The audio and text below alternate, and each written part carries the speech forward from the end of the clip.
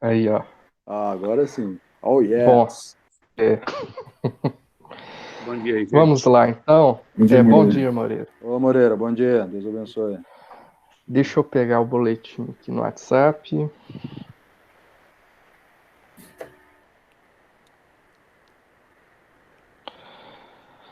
Bom, os motivos da oração da igreja são os mesmos, né?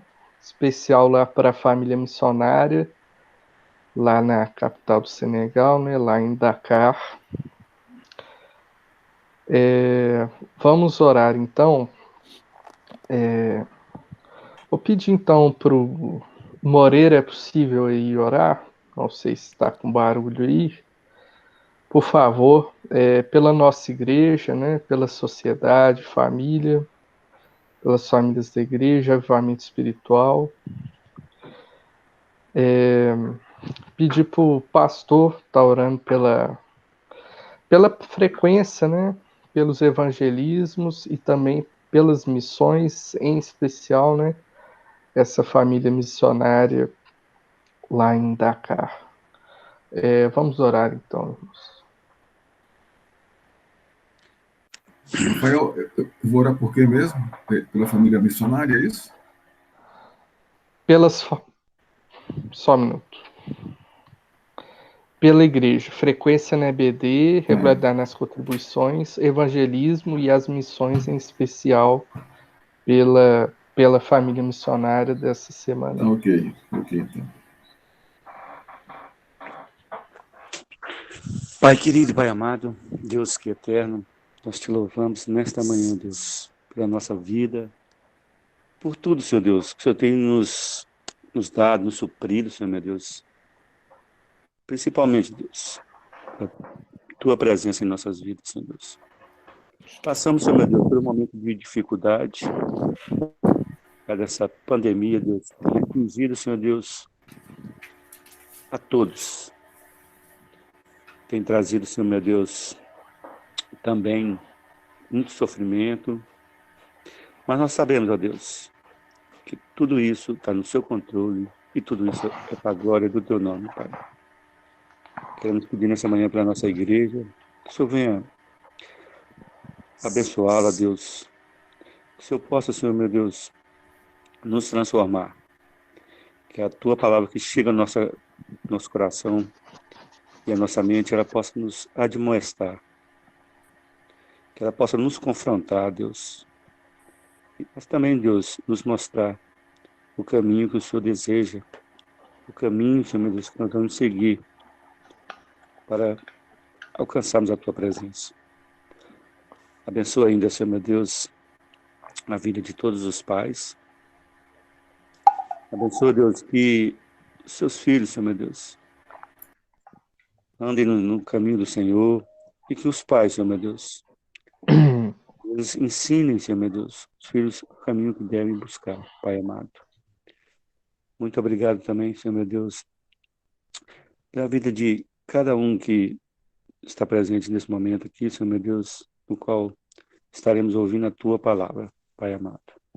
Abençoa o Rafael que vai trazer a palavra, Senhor meu Deus. É que nós te pedimos de momento, através de Cristo Jesus, nosso Senhor e Salvador, sempre orientado pelo teu Santo Espírito. Amém. Amém. Pai, nós te louvamos, Senhor, por esse dia, tua graça, bondade e misericórdia sobre nós, sobre todos os povos, sobre a tua igreja, pela tua bênção derramada, Senhor, sobre a nossa vida, Senhor.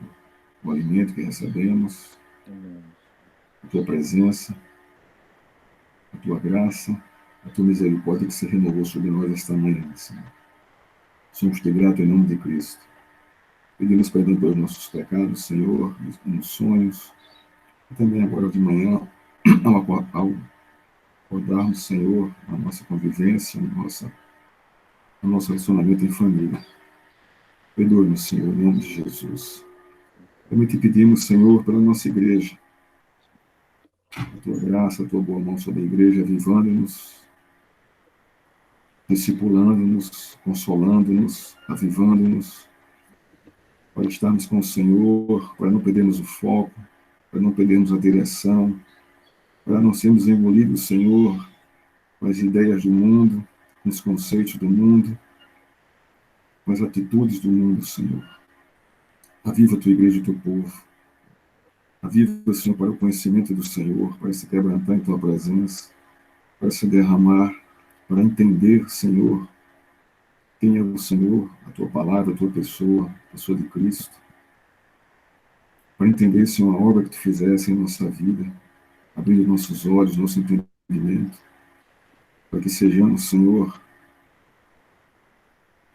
mais dependentes do Senhor, mais submissos à tua palavra, em gratidão e em amor. Eu te peço para aqueles que estão, Senhor, desestimulados, que estão, Senhor, desigrejados, que estão desviados, que o Senhor os toque, traga-os de volta, Senhor. Também te peço pelas famílias, pelos pais, hoje como dia dos pais, que o Senhor tenha misericórdia e fortaleça cada pai, trazendo consciência, trazendo, Senhor, consolo e conforto em tua presença, para serem fiéis no lar, para conduzir no seu lar, Senhor, em fidelidade ao Senhor, servindo a seus filhos e a sua esposa. Abençoa-nos, fortalece-nos, como também sacerdócio do lar, Senhor. Em nome de Jesus. Eu me peço por essa família missionária que está em Dakar, Senhor. Que o Senhor abençoe a vida dessa missionária, Senhor, e sua família. Abençoe seus filhos, abençoe seu esposo, seu casamento. Abençoe essa nação, por meio da vida dela, o povo que ele está alcançando, o Senhor converte, quebranta. Também te pedimos que o Senhor fortaleça a sua vida nessa pandemia, lá em Dakar. Guarda, sustenta, em nome de Jesus, Pai. Obrigado, Senhor, por esse momento. Abençoa o Rafael, que vai dar agora a aula. Traz, Senhor, luz ao seu coração, para que ele possa nos expor a tua pessoa, Senhor, com alegria e com gozo. Em nome de Jesus, amém. Rafael, eu queria pedir Amém. mais duas Oi. orações, pode ser? Pode. Nós estamos com um irmão lá de Varginha, ele está com coronavírus, ele é diabético, está com pneumonia. Ontem à noite eu já falei com a esposa dele de novo, ela disse que ele está com muita falta de ar, e o problema dele realmente é a diabetes, que é bem difícil mesmo. E eu fiquei imaginando hoje, Dia dos Pais, ele é um pai muito amoroso, né, Marcelo? Ele ontem falou para o Marcelo assim, que acha que está chegando a hora dele. Ele é moço ainda, deve ter no máximo 50, né, Marcelo? Não tem isso tudo, não. Não, No já deve ter tá na base dos 40 anos, na década de 40. ele entre 40 e 50. Eu pedi assim, que Deus tenha misericórdia, que ajude ele lá no hospital. E ele falou ontem para o Marcelo que acho que já cumpriu a carreira, que Deus vai levar. Coitado. E que Deus abençoe, né, ele e a família dele, e também pela Fátima, a esposa do Moreira. Terça-feira ela vai passar por um procedimento cirúrgico. Que Deus abençoe, né? E pela família do Daniel também. Vamos orar? Vamos. Começou a dar um barulho aqui. Ô, Celina, você podia fazer essa oração por Tá nós, bom, por favor? tá bom. Senhor, meu Deus, obrigado por essa manhã, por esse dia tão bonito que o Senhor nos está dando de presente. E eu queria pedir pelo Luiz Gustavo, lá no hospital. O Senhor tenha misericórdia dele, que o Senhor o ajude, que o Senhor o cure, que os remédios possam fazer bem para ele, curar, que ele possa sentir a presença do Senhor ali naquele quarto. É um homem muito firme no Senhor, muito nos propósitos, nos objetivos do Senhor. O Senhor ajude Luiz Gustavo, em nome de Jesus. Dê paz, dê tranquilidade, para que ele possa vencer essa doença. Também te peço pela Silvana, sua esposa, pelo Pedro e pela Luísa, seus filhos. Que o Senhor dê graça, sustente, console o coração deles e que o Senhor ajude essa família em nome de Jesus. Também te peço pela Fátima, vai fazer o procedimento cirúrgico terça-feira. Que o Senhor também, ó Deus, a abençoe, que o Senhor ajude, que o Senhor ajude Fátima a ficar livre dessa dor na coluna, que é muito ruim mesmo, que o Senhor possa trazer consolo para ela, em nome de Jesus. Também te peço pelo Daniel, pela Isaura, o Senhor abençoe essa família, em nome de Jesus, trazendo paz, alegria, na convivência, na comunhão deles, em nome de Jesus. Amém. Amém, irmãos. Então vamos então à nossa aula, né? Deixa eu colocar o slide aqui para gente. Oi, Marlene, bom dia. Bom dia. Estou um bocado atrasada aí. Eu estava aqui vendo um desenho animado e esqueci da escola dominical. Oh, meu Deus, peraí.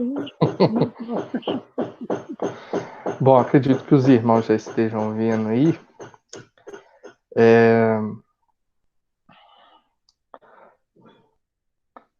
Bom, tá tendo uma martelação não identificada aqui. Eu peço desculpa aí aos irmãos, mas acredito que daqui a pouco deve parar. Bom, nós estamos aí no livro do profeta Isaías, né? Já começamos então esse último bloco aí do profeta Isaías, no qual ele se dirige mais especificadamente ao exílio babilônico, né? A nação de Judá, a nação do sul, que seria exilada, que seria dominada pelo Império Babilônico e seria exilada, espalhada por esse império. Esse bloco é destinado especificamente a esses irmãos que estariam no exílio, né? Estariam lá nessa terra distante, de língua estranha, longe da terra prometida. E nós vimos que esse segundo bloco ele é bem denso, né? Na última aula a gente viu só 5 capítulos, né? Então isso mostra o quão denso, o quão rico é esse capítulo. Nós vimos então esse chamado aí que está no início do capítulo 40, né? Então nós vimos que Isaías já tinha sido chamado para o julgamento do Reino do Norte e agora Isaías tem o seu chamado para a mensagem de graça sobre o Reino do Sul. Nós continuamos entendendo a natureza de Deus. Então, nós vemos que no chamado, o poder de Deus, no capítulo 40, as mensagens contra as nações, na salvação, contra os ídolos, tudo isso nós vimos a soberania de Deus. Nós vimos também a impressionante, né, profecia acerca de Jesus Cristo, lá no capítulo 42, que está aí salvação aí no slide. E nós vimos a sua interpretação lá em Mateus 12, versículo 15. Nós vimos a interpretação dessa passagem. Por isso que nós frisamos que a Bíblia interpreta a própria Bíblia. Nós vimos também que Deus estava comprometido em cumprir a sua promessa a Israel. Qual promessa a Israel? A salvação, o remanescente fiel. Apesar da rebeldia do povo, apesar do povo não escutar a voz dos profetas. E nós vimos a loucura da idolatria, né? Um capítulo cheio de ironia, né? do profeta Isaías, que mostra realmente a burrice mesmo, né? Que é a idolatria. E por fim nós vimos a profecia acerca de Ciro, que seria o libertador, né, o rei persa que iria libertar o povo de Israel da Babilônia. Então, nessa aula anterior nós vimos então até o capítulo 45, que é esse plano de Deus para Ciro que está no slide. Então nós vamos dar continuidade a partir do capítulo 46. E esses 2 capítulos Aí está 46 a 48. Mas o 46 e o 47, especificadamente, eles vão dizer a respeito do julgamento sobre a Babilônia. Então, um julgamento que Deus iria trazer sobre a nação que dominou Jerusalém, dominou o Reino do Sul. Isaías prediz, então, a queda da Babilônia para a Pérsia, na qual Ciro era rei.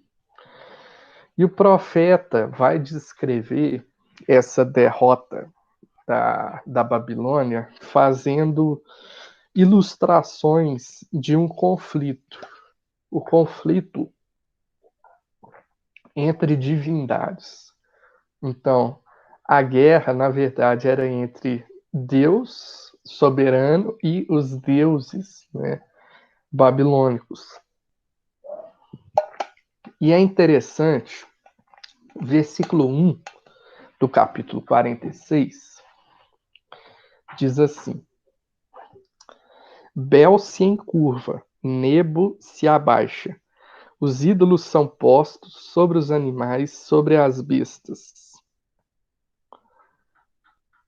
Bom, a princípio, essa primeira parte aqui do versículo 1 conta a respeito dos ídolos, né? Bel, Nebo, daquelas estatuetas sendo carregadas sobre animais. Então, dando uma pesquisada aí mais profunda, esse evento aqui, na qual o profeta está se referindo, na qual Deus está se referindo, é o festival de Akitu.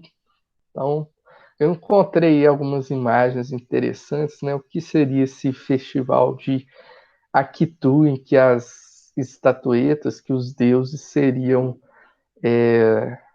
carregados, né?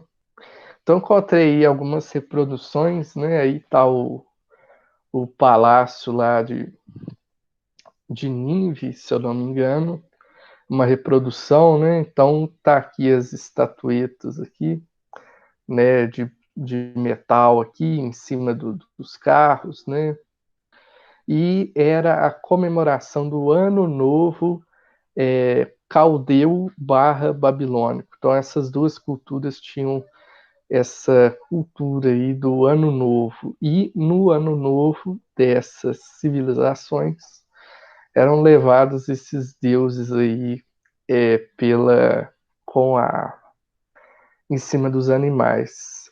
Veja aí a riqueza que era nessa reconstrução, né, o Império Babilônico.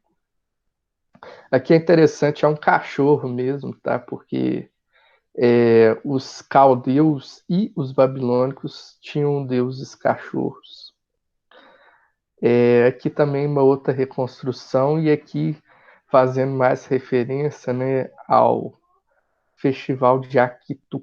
E o interessante ainda mais é que o Festival de Akitu ainda é comemorado hoje.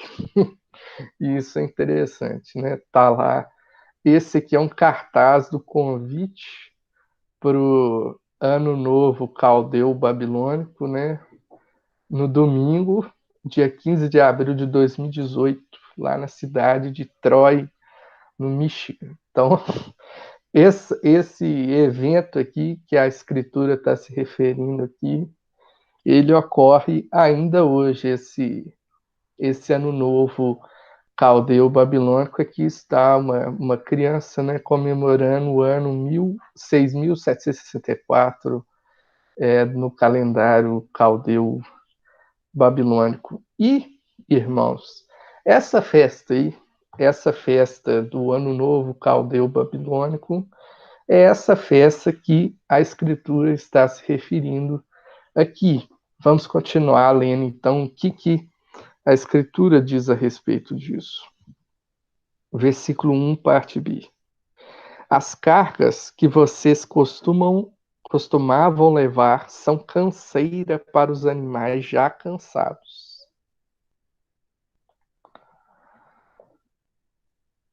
Esses deuses juntamente se abaixam e se encurvam. não podem salvar a carga, mas eles mesmos vão para o cativeiro. Deus está mostrando para o seu povo que esses mesmos deuses que eram carregados em cima desses animais nessa festa, essas estatuetas também iriam para o cativeiro. Ou seja, esse povo tão poderoso, tão rico, tão militarmente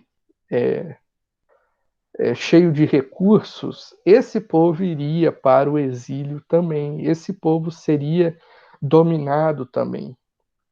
E o versículo 11 vai responder a pergunta, então, se esse povo vai ser tomado, então quem seria esse império que iria derrubar, né, a Babilônia? Versículo 11. Chama uma ave de rapina desde o Oriente, de uma terra longínqua vem o homem do meu conselho. Eu disse, também o cumprirei. Fiz esse plano, também o executarei. Essa ave de rapina que vem do Oriente é exatamente a Pérsia, né? Os irmãos pegarem um mapa vão ver que a Babilônia está a oeste da Pérsia, né? Ou seja, a Pérsia vai estar no Oriente. Então, essa ave de rapina que vem do Oriente que vai derrubar o Império Babilônico. Virando a página aqui, no capítulo 47, Deus continua afirmando, então, nesse pequeno bloco, a queda da Babilônia. E agora, no capítulo 47, Deus diz: a Babilônia receberá o seu julgamento. A Babilônia iria receber a ira de Deus. O Senhor iria expor Babilônia à vergonha.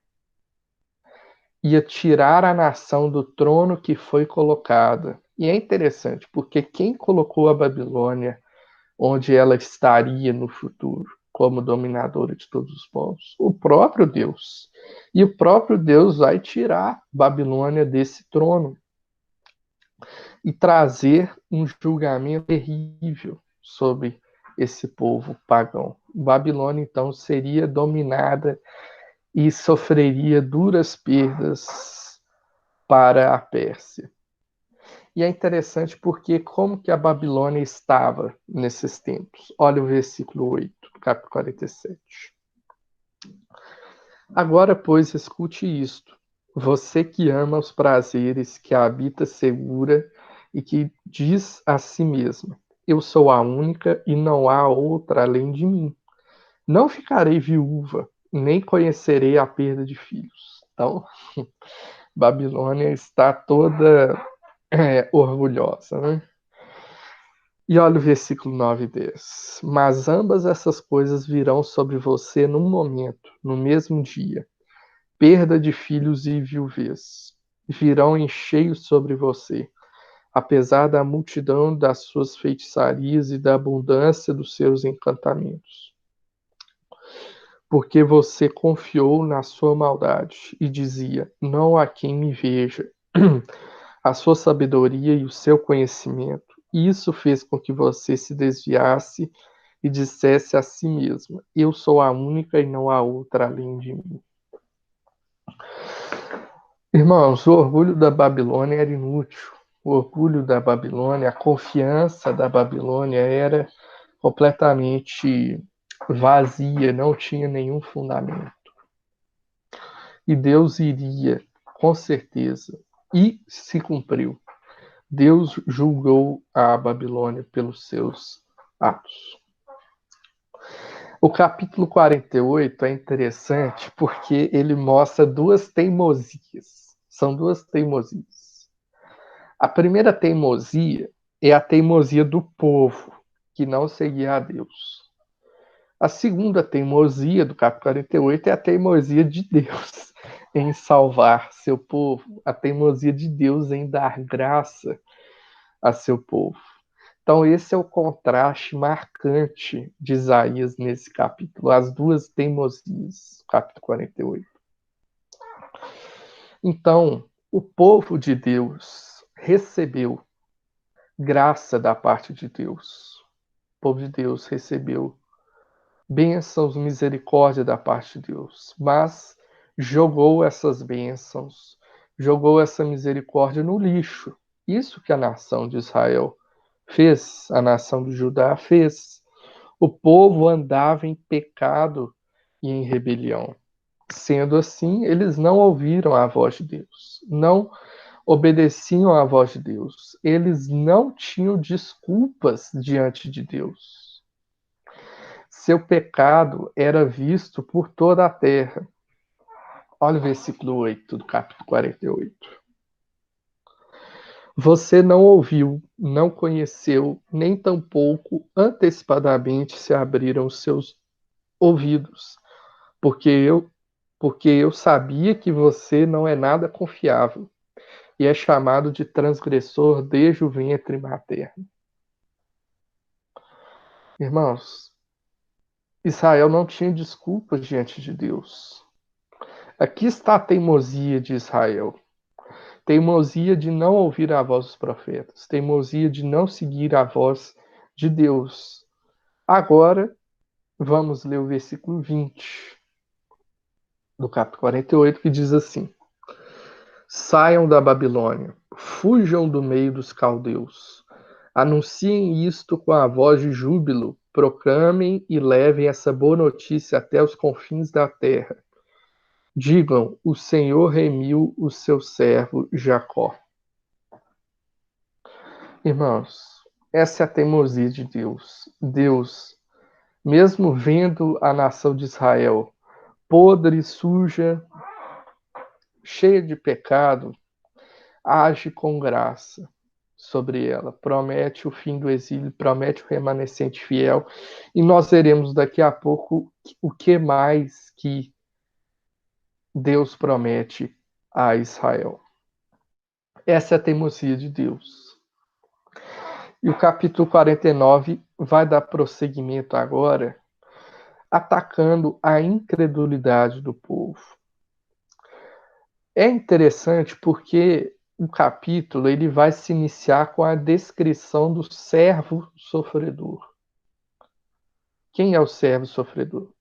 O servo sofredor foi escolhido desde o útero da mãe, desde o ventre da mãe.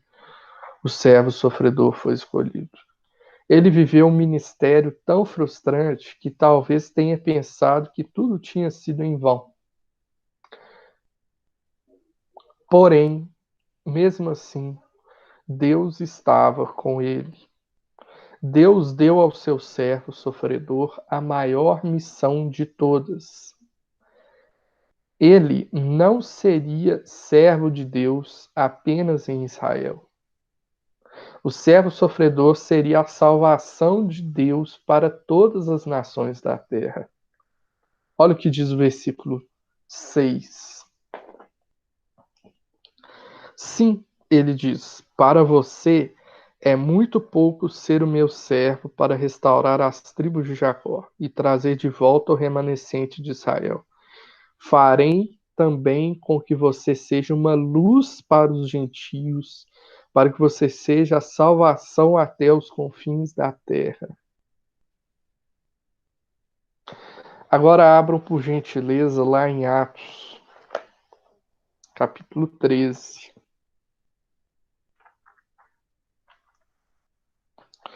Versículo 44.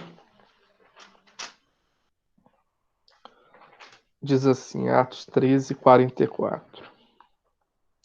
No sábado seguinte, quase toda a cidade se reuniu para ouvir a palavra do Senhor.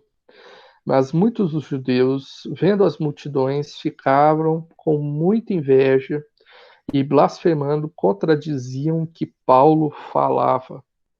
Aqui, Paulo e Barnabé estavam em Antioquia pregando a palavra do Senhor. Então, Paulo e Barnabé, falando ousadamente, disseram: era necessário pregar a palavra de Deus primeiro a vocês, primeiro aos judeus. Mas, como vocês a rejeitaram e se julgam indignos da vida eterna, eis que nos voltamos para os gentios, porque o Senhor assim determinou. Eu coloquei você como luz dos gentios, a fim que você seja salvação até os confins da terra. Os gentios, ouvindo isso, se alegravam e glorificaram a palavra do Senhor. E creram todos os que haviam sido destinados para a vida eterna. Irmãos, é a profecia de Israel, é a profecia aqui do profeta Isaías sendo cumprida lá em Atos 13. O Senhor Jesus Cristo é esse servo sofredor. E esse servo sofredor não é salvação apenas para Israel, não é salvação apenas para Jerusalém, para Judá. É salvação para os gentios, para eu e você. Glória a Deus. Os versículos 8 a 26 vão tratar da restauração de Israel. Israel seria restaurada. Deus promete renovar a aliança com o seu povo. Deus promete. Deus está chamando o povo para amá-lo. Deus está chamando o povo para obedecê-lo.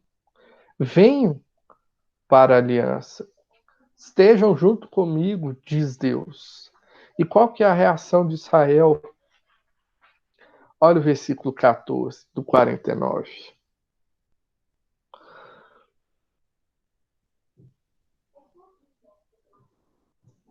Versículo 14, desculpe-nos. Mas Sião diz: o Senhor me abandonou, o Senhor se esqueceu de mim. Ou seja, a nação de Israel pensava: será que é possível que Deus ainda ama Israel? Será que é possível que, mesmo após todos esses erros de Israel, Deus ainda pode amar Israel? Deus vai responder ao povo no versículo 15. O Senhor responde: será que uma mulher pode se esquecer do filho que ainda mama, de maneira que não se compadeça do filho do seu ventre? Mas ainda que esta viesse a se esquecer dele, eu, porém, não me esquecerei de você. Irmãos, Deus garante ao povo que não vai esquecer Israel. Nem que as mulheres esquecessem os seus filhos, Deus não iria esquecer de Israel. Aí está um relacionamento de pai e filho, né? De Deus guardando Israel, mesmo com todos os pecados desta nação, a nação que foi escolhida por Deus por graça. O capítulo 50 vai tratar da confiança. Os versículos 1 a 3 afirmam a soberania do Senhor sobre a justiça.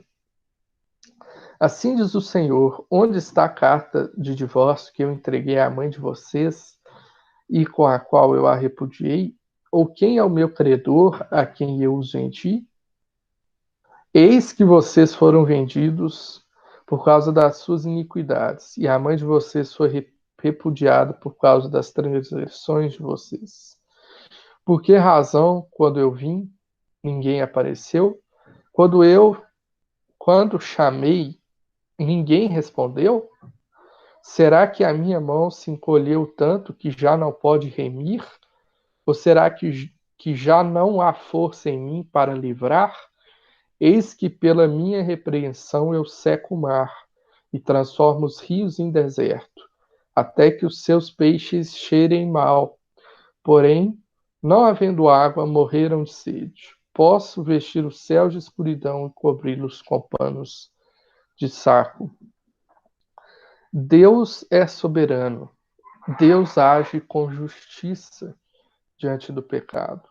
Deus enviou a Babilônia para julgar Judá, para punir Judá pelos seus pecados. O povo de Deus não tinha saído do controle de Deus. Isso que Deus está dizendo aqui, apesar de ser julgamento, apesar de ser ruim, né, para os israelitas, né, assim, olhando pelos olhos humanos, né, estar dominado por outra nação, apesar de ser ruim, não tinha saído do controle de Deus. Na verdade, era bom para a nação de Israel. Deus estava cumprindo a sua justiça. Deus não tinha abandonado Israel, mas estava punindo a nação por seus pecados. E os versículos 4 a 11 continuam tratando novamente do Senhor e do seu servo. Eles descrevem um servo obediente e humilhado pela causa de Deus. Esse 4 a 11 aí mostram esse servo obediente e humilhado. A graça de Deus é o que alimenta o servo de Deus. Deus está ao lado do servo dele e ninguém pode vencê-lo. Ninguém pode vencer o servo de Deus. No capítulo 51, do 1 até o 16, versículo 1 até o 16, Deus encoraja o povo a olhar para o passado. Não só para o passado, olhar para o presente e para o futuro. Israel podia olhar para o passado e ver o agir de Deus na história. Olha aqui o versículo 2. Olhem para Abraão, seu pai, e para Sara, que os deu à luz. Porque Abraão era um só, quando eu chamei, o abençoei e multipliquei. O povo deve olhar para o passado e ver como Deus abençoou, como Deus guiou, como Deus sustentou o povo, a nação.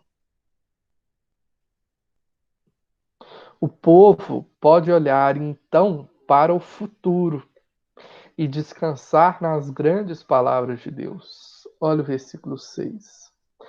Levantem os olhos para os céus e olhem para a terra, aqui embaixo, porque os céus desaparecerão como a fumaça, e a terra envelhecerá como a roupa.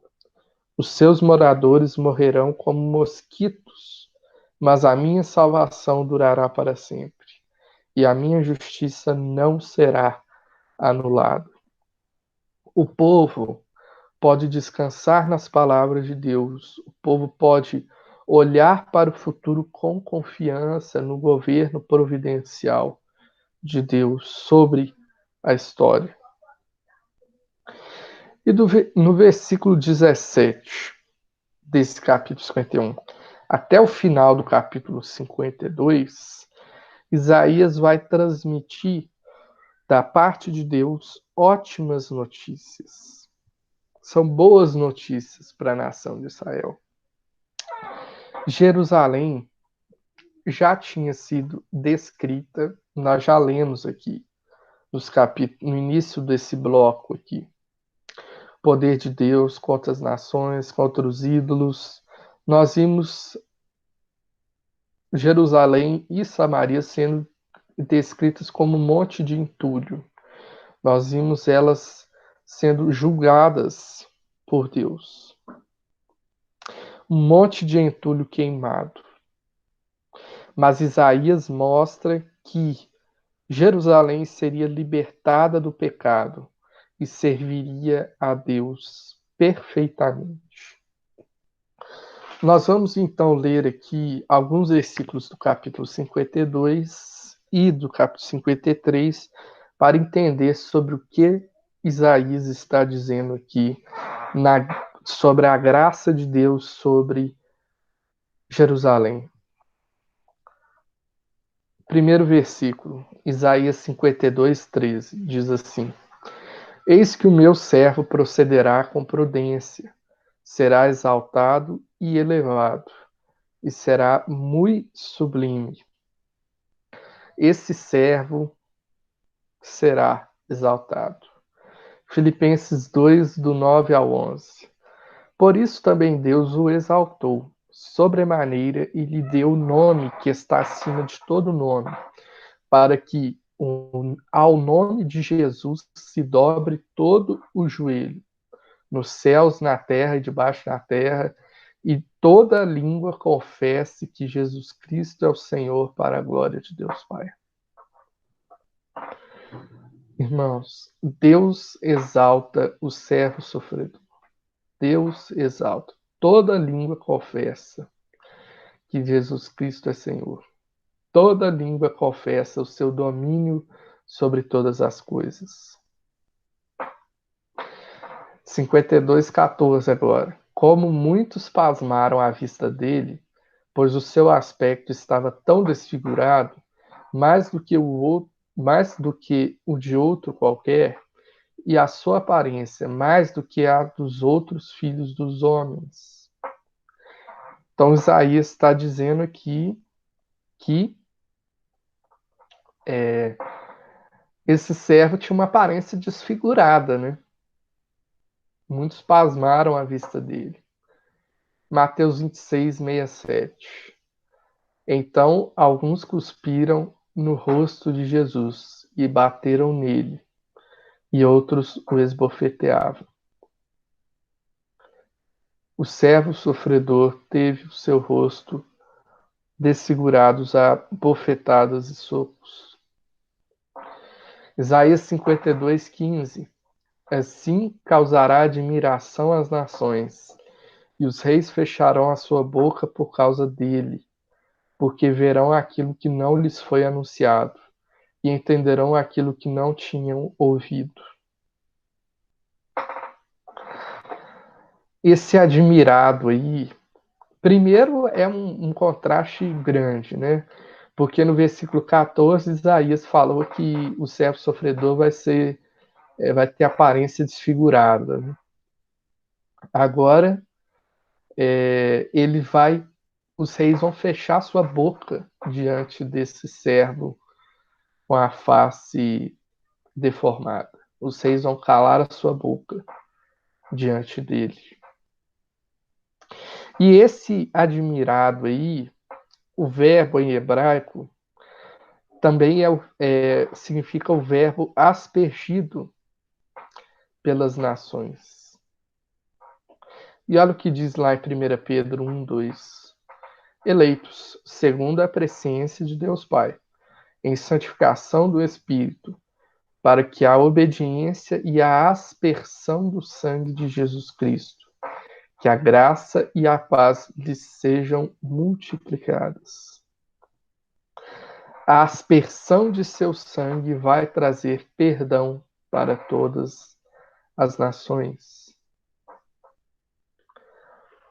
Isaías 53, versículo 3.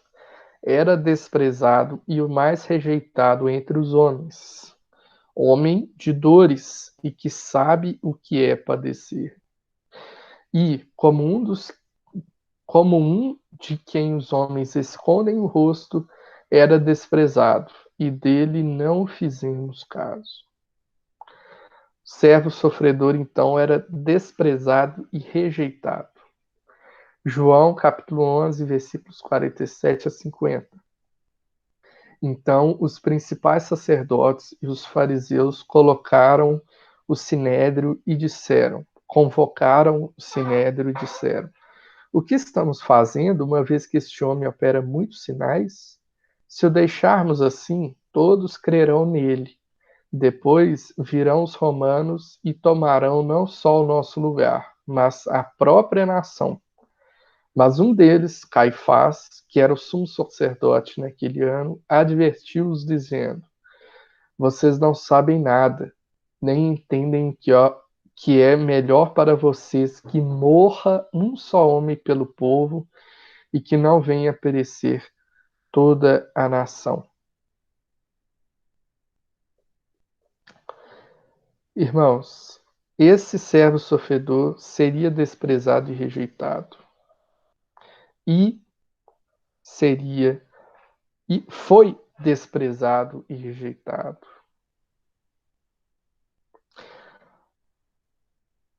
Isaías 53, versículos 4-6. Certamente ele tomou sobre si as nossas enfermidades, e as nossas dores levou sobre si. e nós o considerávamos como aflito, ferido de Deus e oprimido. Mas ele foi traspassado por causa das nossas transgressões e esmagado por causa das nossas iniquidades. O castigo que nos traz a paz estava sobre ele, e pelas suas feridas fomos sarados. Todos nós andávamos desgarrados como ovelhas, cada um se desviava pelo seu próprio caminho. Mas o Senhor fez cair sobre ele a iniquidade de todos nós.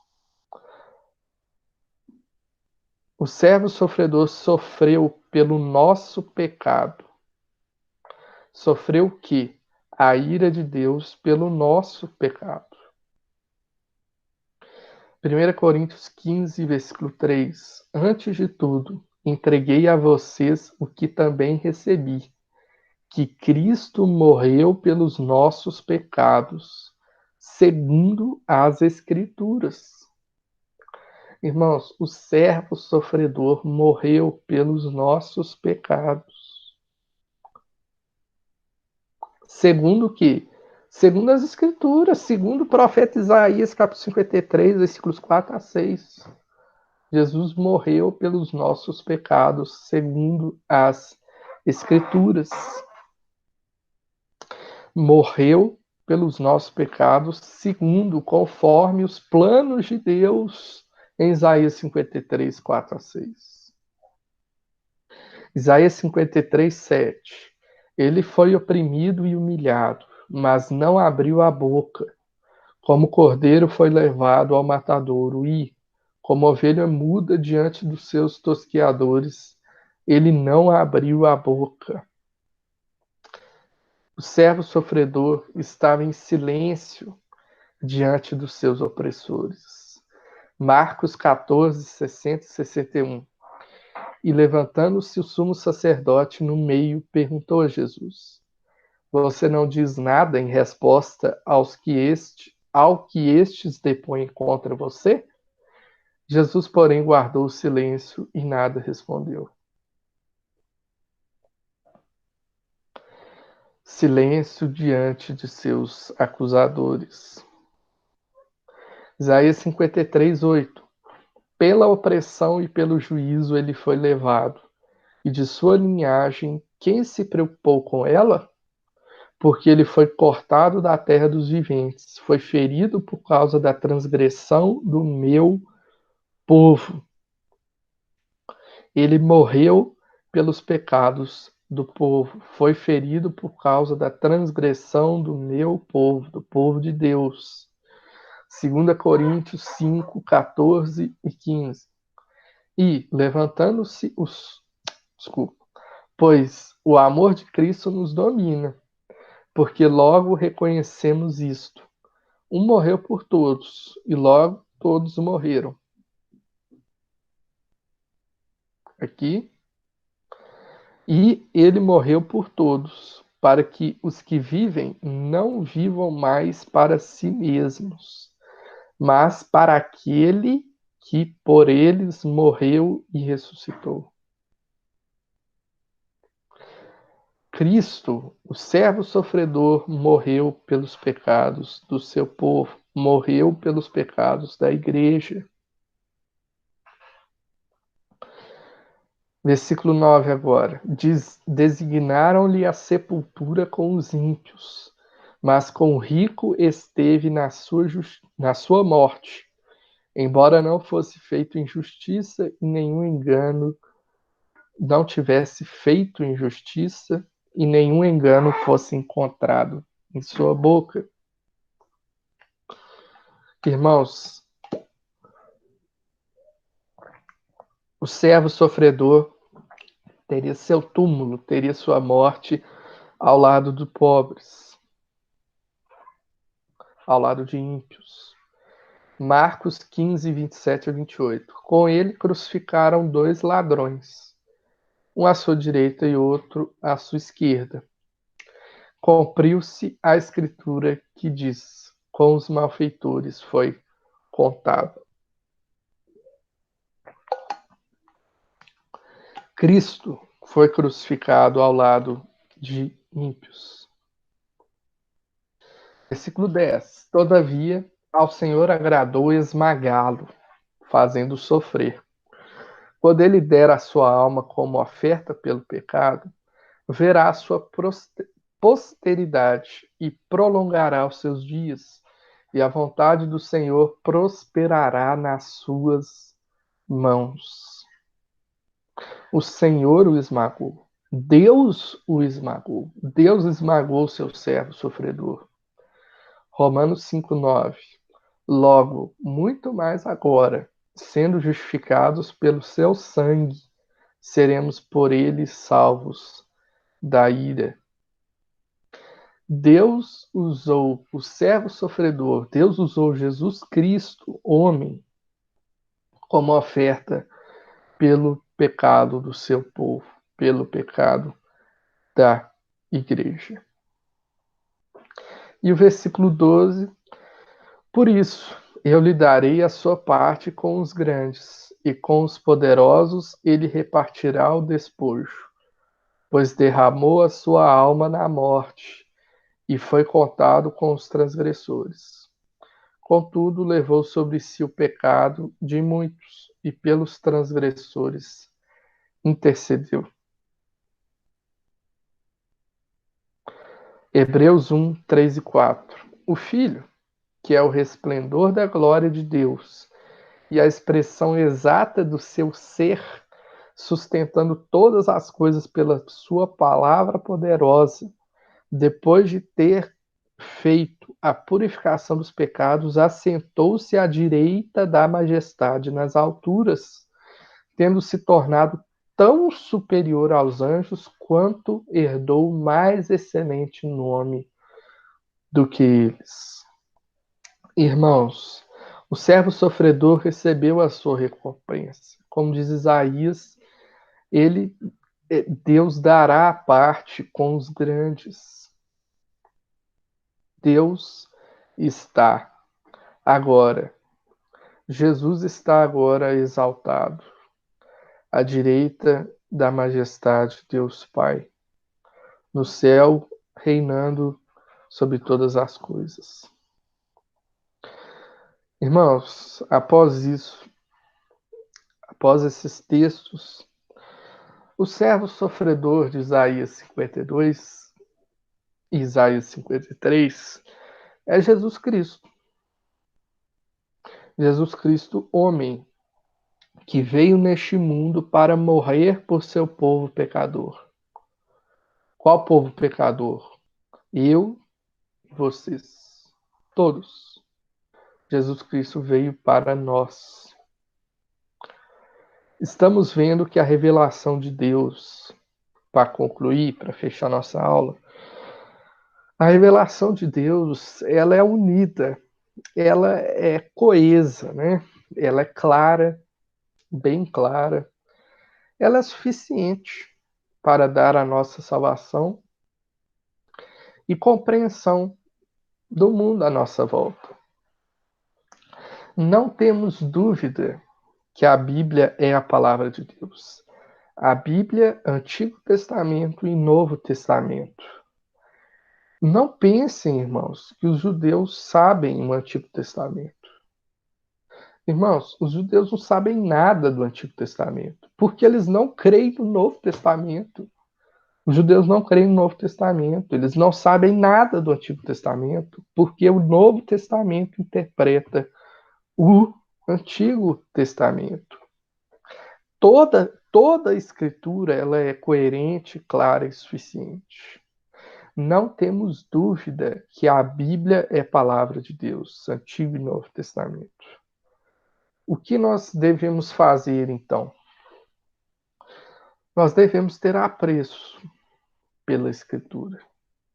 Nós devemos buscar conhecer melhor as Escrituras, buscar descansar diante das Escrituras, que a tarefa não é complexa. A tarefa não é complexa.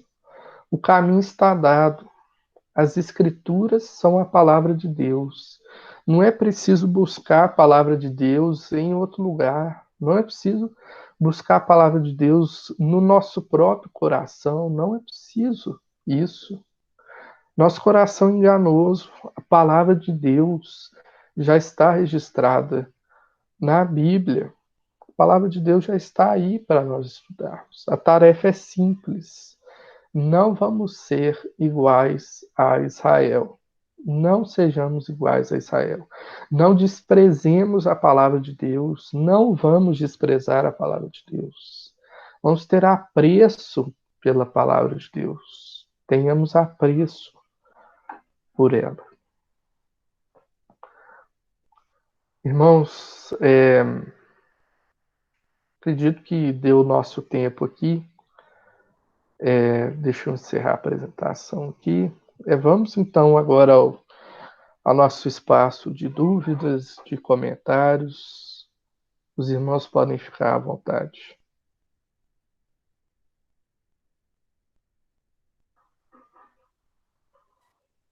O Rafael, eu acho tão interessante, eu estava ouvindo aí e acho tão lindo assim, como que Deus,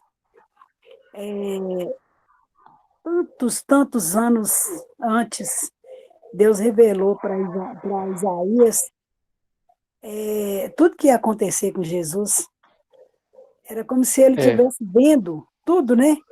Que aconteceu com Impressionante. Jesus lá, muitos anos à frente.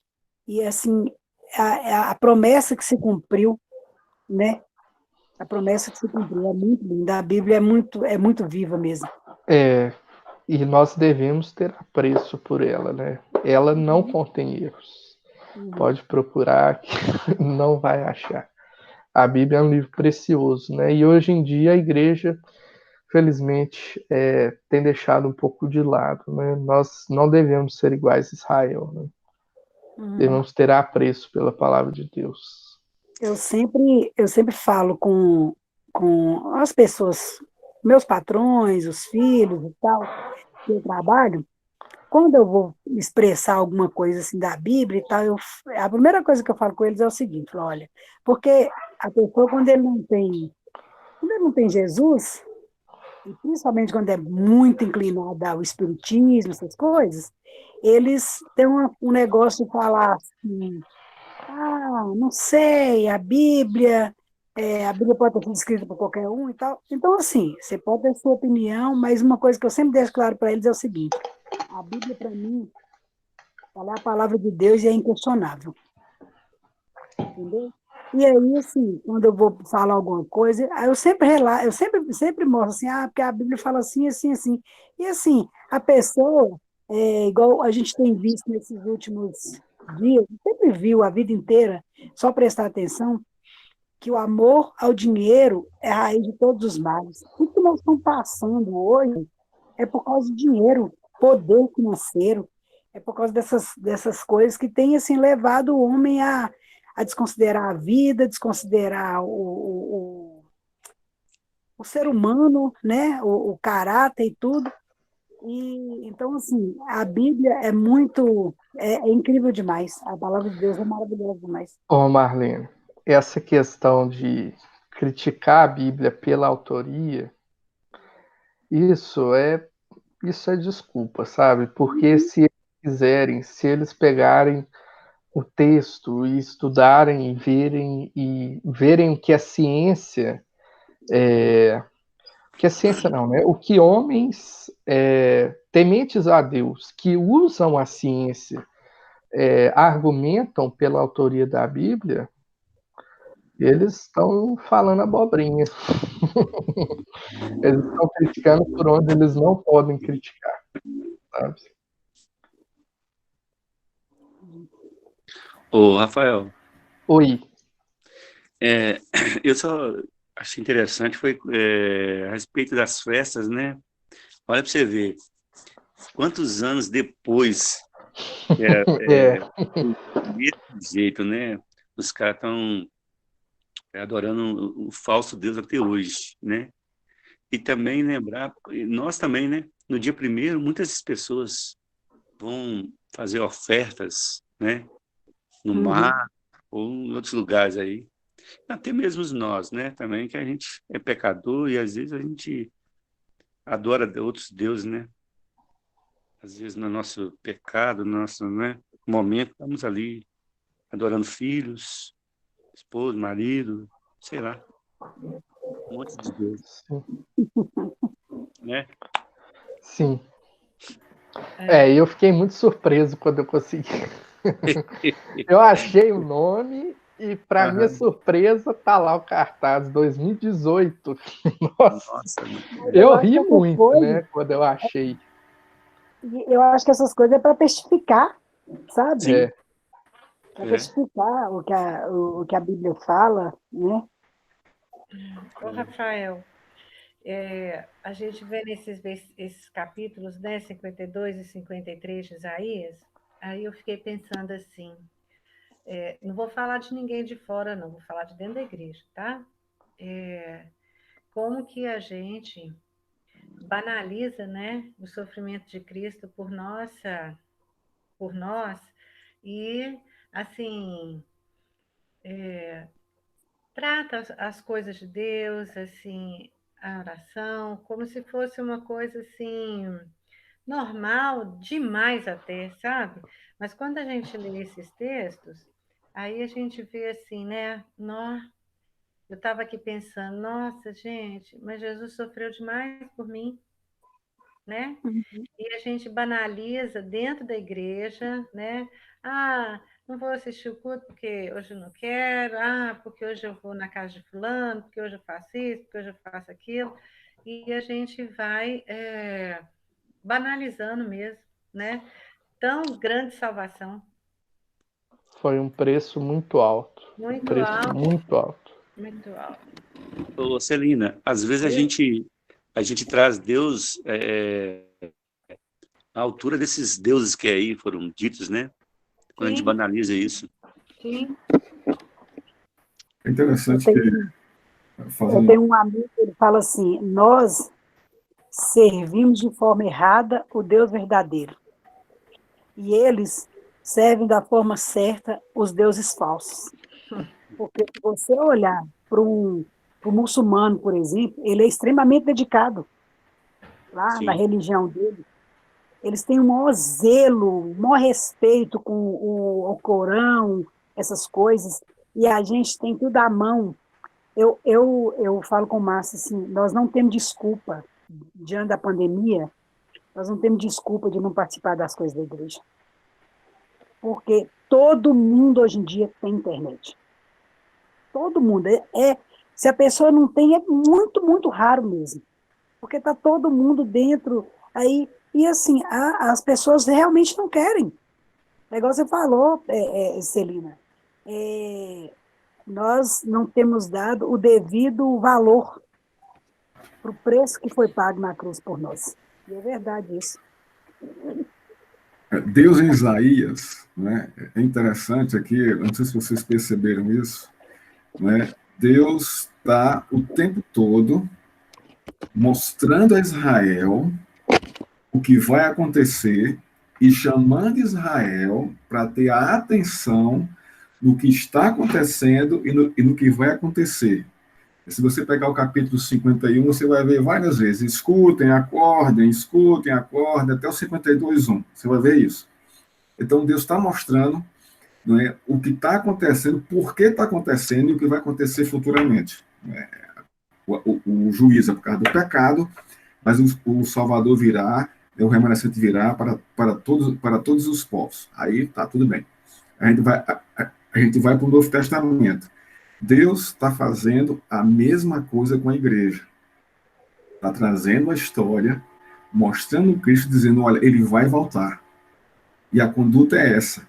Assim como Deus exigiu uma conduta de Israel no processo até a vinda do Messias, Deus está exigindo a mesma conduta da igreja até a segunda volta de Cristo. E a gente, como Marlene falou, como Celina falou, como Rafael pregou hoje, como também Moreira se posicionou, nós não estamos dando ouvido. Nós estamos banalizando todo esse processo. Esse é que é o caos.